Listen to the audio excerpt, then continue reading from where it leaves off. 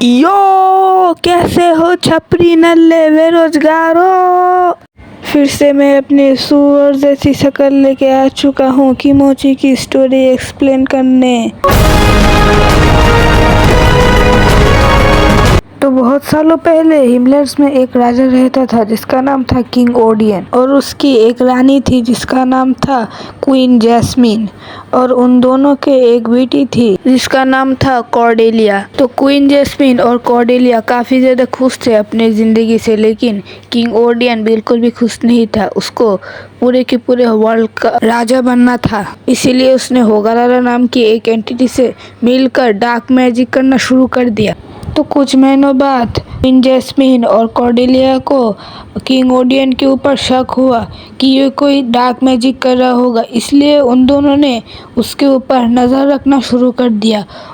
और एक दिन किंग ओडियन एक केमिकल बना रहा था और तभी क्वीन जैस्मीन और कॉर्डेलिया ने उसको पकड़ लिया, जिसकी वजह से किंग ओडियन बहुत ज़्यादा गुस्सा हो गया।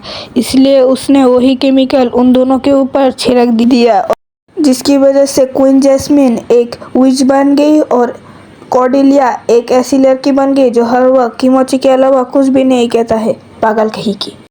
तो उसके बाद क्वीन जैस्मीन वहाँ से भाग के किसी जंगल में रहने लगी, लेकिन किमोची वहाँ से भाग नहीं पाई, इसीलिए राजा ने उसको वहीं पे कैद कर लिया। तो उसी जेल में कुछ दिनों बाद एक और लड़के को लाया गया जिसके ऊपर आरोप था 14 लड़की को लाइन मारने का।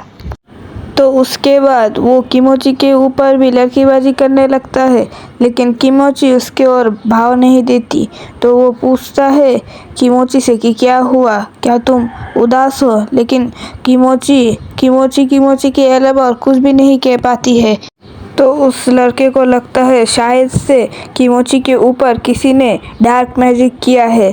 तो कुछ देर के लिए ही सही उसने उस लड़की को किमोची की नाम से ही बुलाना शुरू कर दिया। बाय द वे वो लड़के का नाम था ड्रीम बॉय। तो उसके बाद ड्रीम बॉय और किमोची उस जेल से भाग गए, और ड्रीम बॉय को एक ऐसी तालाब का पता था जिसके अंदर तैरने से डार्क मैजिक हट जाता है। तो वो किमोची को उस तालाब के पास ले जाकर बोलता है कि इस तालाब के अंदर तैरो। तो किमोची तैरने के बाद वो देखती है कि वो फिर से अपने पहले वाले रूप में आ गई है। तो ड्रीम बॉय उससे पूछता है कि उसका असली नाम क्या है। तो वो बोलती है कि उसका असली नाम है कॉर्डेलिया, और उसके पापा ने क्या क्या किया है वो सब भी वो ड्रीम बॉय को बता देती है। तो ड्रीम बॉय अपने और दो दोस्तों को ले आते हैं, एज-18 रिप और स्मार्टी पाई।